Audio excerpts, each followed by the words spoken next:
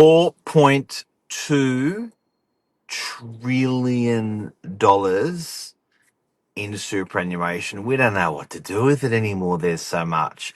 Comparatively against the stock market, the property market, even the stock market's 2.9 trillion cap. What people are doing with their super with property, we're going to tell you what we're seeing. Stay tuned.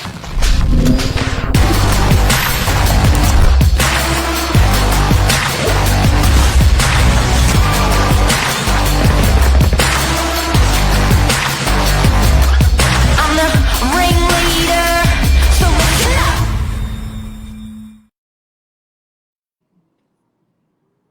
Good morning, Josh Wapshot. Good morning, Mark Novak. Back from Guru, the long guru weekend. salesperson, ninja, And then that's the man of real the estate extraordinaire. man of the people. That's right. How are you today? How's the long weekend? Yeah, good, good. Ended up doing a bit of work over every day, but that's what keeps you up bright and happy. So yeah, it was a good long weekend. Back in the office early this morning, getting it all started for a big week. Yourself? I went to Coffs Harbour. Oh, beautiful. Yeah, I just watched Lisa on her telephone for 6.5 hours. It was really interesting. Just sitting. As you do, as you do. Um, it's interesting. Beautiful place, nice and sunny. Happy birthday to the king. Um, Now, Josh, like we're doing a lot of sales in a lot of different areas. Fortunate for our office on the Northern Beaches. Yes, we're commercial. Yes, we're residential off the plan. Yes, we're industrial commercial off the plan. Yes, we're bread and butter real estate houses. Yes, we're bread and butter units. We sort of operate beautifully across and equally across all these different markets in the office. We're a team of 50. So we've got, bigger, like for real estate agency in Sydney, we've got sort of the bigger numbers to actually Mm. report back on what we're seeing. Main Street media normally gets it after, but what are you seeing right now with people buying with super? Are you seeing any? Are you seeing a lot? What are they buying? Yeah, I am seeing a lot. To put it this way, guys, French's Forest, you would have seen the storage and warehousing we have up there at Rodborough Road.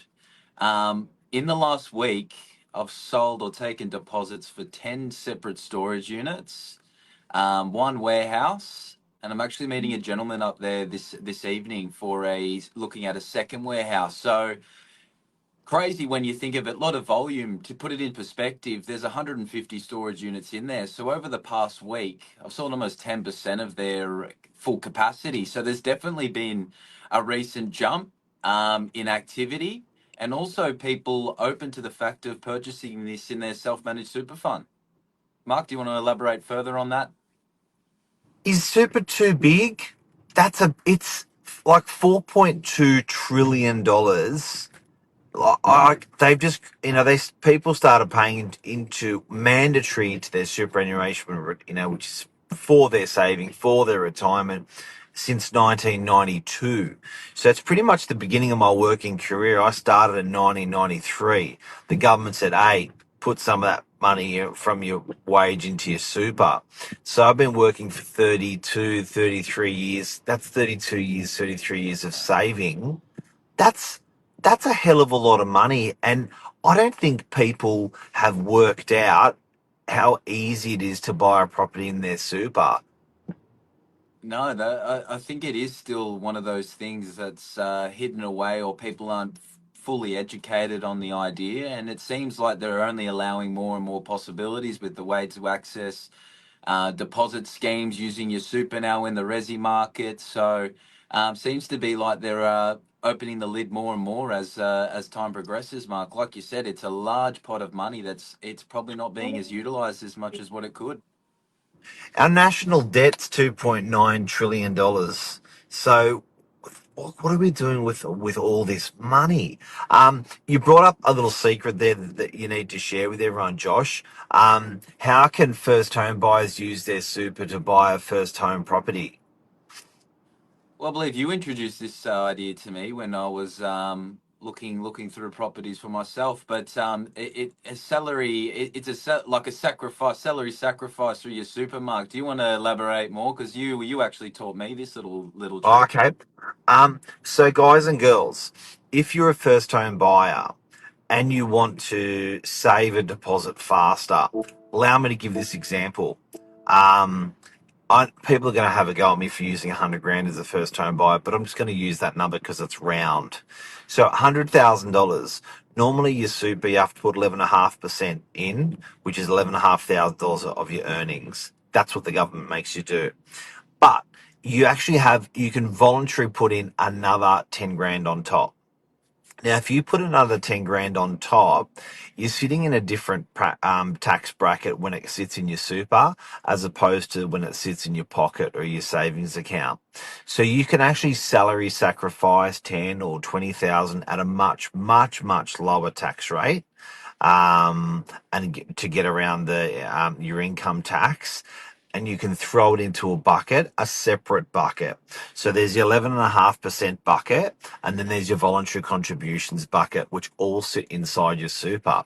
So you can actually use that money. You can then make an application to government saying, "Hey, I want to just pull out those monies in that bucket as savings. I want to pull that out and use it as a deposit for my first home."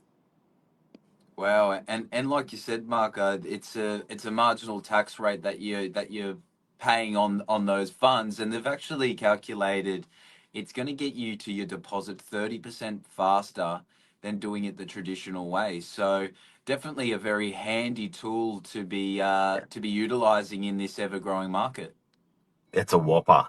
That's a whopper. Whopper, So whopper. what else? What else are you seeing? So are you seeing people buy residential units in their super, Mister Wapshot? I'd probably say they tend to be more commercial based from what I've seen so far. I think the idea of your commercial tenants, your annual reviews and things like that. If you're getting a tenant in there for quite a long time, you've got a healthy income there that's growing above CPI. So I really think that it's hit commercial first. Just seeing that return and obviously a recovery in the commercial market. We've sort of seen a phase where the worst has passed that sector, and I really do think we're on the way to a recovery and hopefully a bit of growth and prosperity for the commercial side. So it makes sense why people are positioning themselves there. What people don't know when they're buying in their super, um, what they don't know is it's quarantined away from them. So people are worried about going to buy a property in their super if they're considering upgrading their home. So what they'll actually do is they'll they go, "Oh, look, I'm not gonna actually do anything at all with an investment property because I really want to do the house first."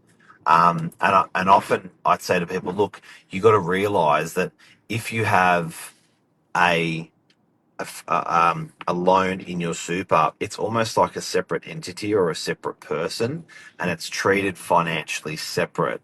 So often, because your deposit needs to be so large when you're buying you need about a 20 or 30% deposit to buy a residential property, cash in your super.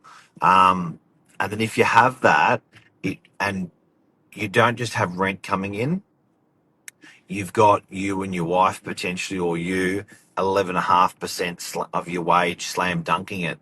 So there's two or three things that are slam dunking a big deposit plus your super money, plus your rent paying it off. So if you're buying a property in your super, most of the time, most if not all of the time, it's actually positively geared, and it's quarantined away from you, so you can actually go and buy another investment property in your personal name or upgrade your family home in your personal name, and it's completely independent from your super.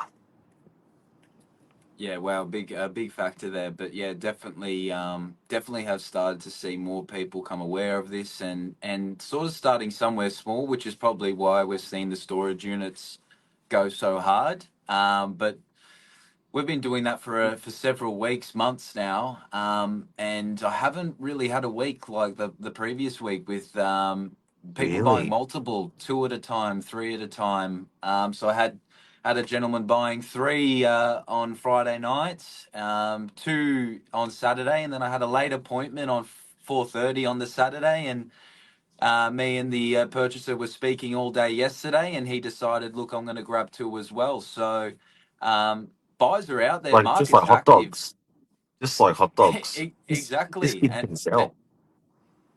and it's I think it's something that it's at that 200,000, 300,000 level, and you're comparing it to offices per se with the limited outgoings around storage units. I think it really is lightening up to people as a no-brainer, these investments. So I put it to a few things, Mark. Market improving, new ways to buy property, and Ah, right. new options. Maybe. Yeah. Yeah. Before we go, hide your Harley from your wife. Storage Oh, units. yes, yes. Some Um, special. can you tell me what's the cheapest property you've ever sold to someone in their super, or for, for people that can buy in their super, how much do they actually need, and what sort of property is sort of what's entry level look like? Well, entry level down there looks at about 209 plus GST, so circa 220. Yep. So quite low.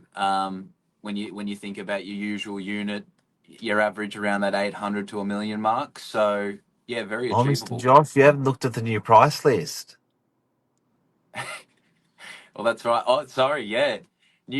We've got 3 to 10 squares. That's right. Hide your Harley. In relation to these new little storage units we've got towards the end of the project we've put together. So very exciting.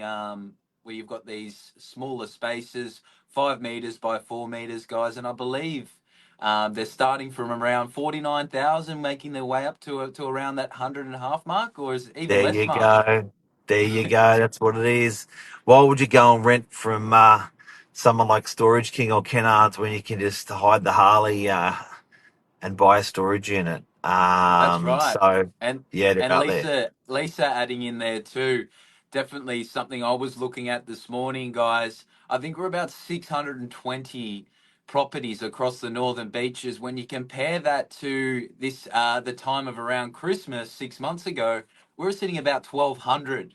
So exactly right, Oh, Lisa, saying that people are looking for other or new opportunities because stock is so low at the moment. So definitely the a right point to bring out there, Lisa. snack pack storage. Listen to Lisa. I like people. I like to know people's vote. Do they like hide your Harley from your wife's storage units, or do they like snack pack storage units? Well, we've both got Interesting. a bit of a ring to it, don't they? Interesting, interesting. All right, well that's a wrap. That's what's happening out there with Super, Australian Super, guys. That's how big it is. The headline numbers before I go. You know I love these headline numbers, Josh. 4.2 trillion Super Australian assets. ASX market 2.9 trillion, residential property 11.3 trillion, and household debt 2.6 trillion dollars. Who could say? Maybe this is the next growth period into the property market, Mark, with all these unlocked funds for purchases. Boom time. Maybe it's boom time. Couple that with interest rates, it looks like we're in for an interesting couple of months, years ahead. Watch this space. Josh, thanks so much, legend, for coming on. No problem. Thanks, Mark. Thanks, Take guys. Happy care. road. Take care.